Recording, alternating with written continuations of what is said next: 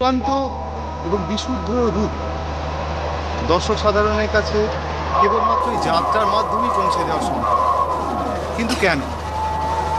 মনে করুন সিনেমায় কোনো শট, কোনো দৃশ্যের শট পরিচালকের মন মতো হলো না, তখন তিনি ওই দৃশ্যের শট দুবার, চারবার, প্রয়োজন হলে বারবার নিতে পারেন, ততক্ষণ পর্যন্ত যতক্ষণ না ওই শটটি পরিচালকের মন মতো হচ্ছে। কিন্তু যাত্রার ক্ষেত্রে হয় কি,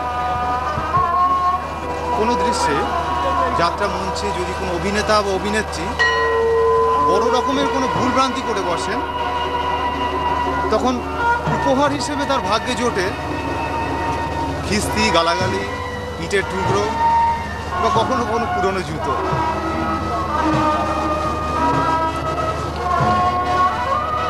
তাই সব দিক বিচার করে আমি সেই তীরন্দাজকেই শ্রেষ্ঠ তীরন্দাজ বলব, যে মাত্র একবারের প্রচেষ্টায় লক্ষ্য ভেদ করতে পারে, 10 বারের প্রচেষ্টায় নয়।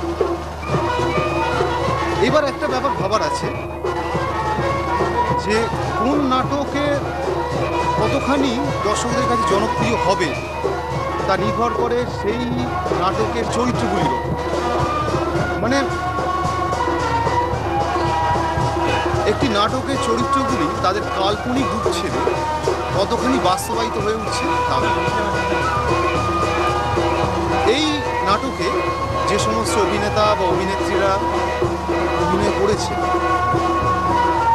দিনের পর দিন, মাসের পর মাস, বছরের পর বছর, আজকে মুর্শিদাবাদ তো কাল ধানবাদ,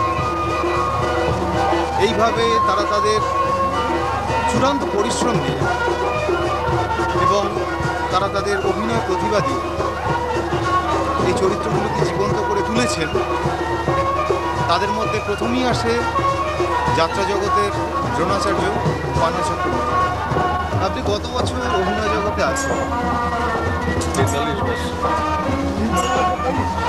আপনার অভিনয় জীবনের এই দীর্ঘ সময়কালের মধ্যে সেরা চরিত্রগুলি কী কী?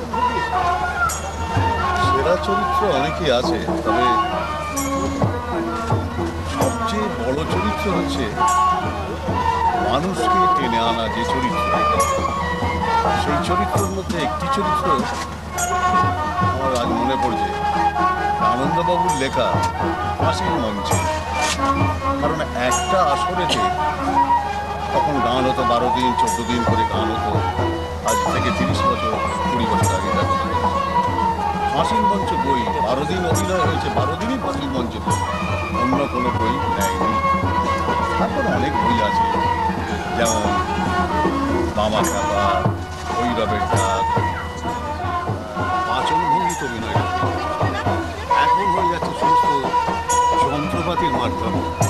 একটা চলতে গেলে লাইট সেখানে চলছে, একটা বিদ্যুৎ সেখানে ইলেকট্রিক আলোর সাহায্যে, যত কিছু হয়তো অন্ধকার সেখানে লাইটের সাহায্যে, অনেক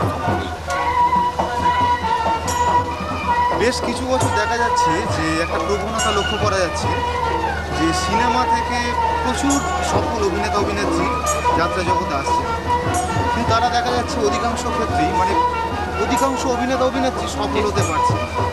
এর পিছনে প্রধান কারণগুলি কি থাকতে পারে? যাত্রা সিনেমা থেকে অনেক তফাৎ।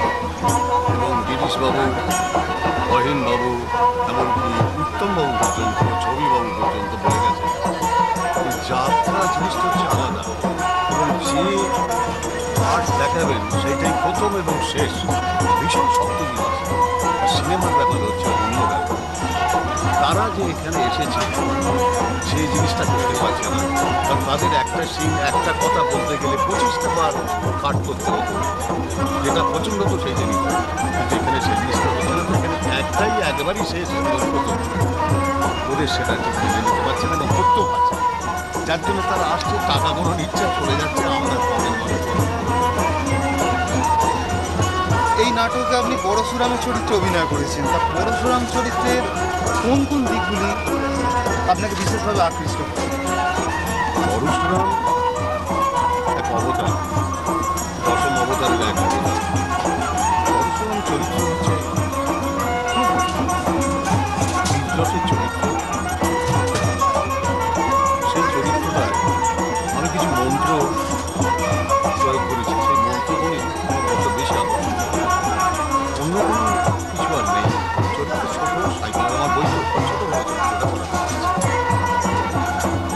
অনেক ধন্যবাদ। যেন 43টা স্টেশনের মতো উনি পার হয়ে গেছেন।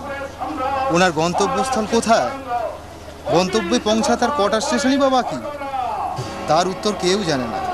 হয়তো উনি নিজেও জানেন না, কারণ লক্ষ লক্ষ অনুরাগী ও ভক্তরা চান না যে তাদের প্রিয় অভিনেতার যাত্রাপথ এত তাড়াতাড়ি শেষ হয়ে যাক।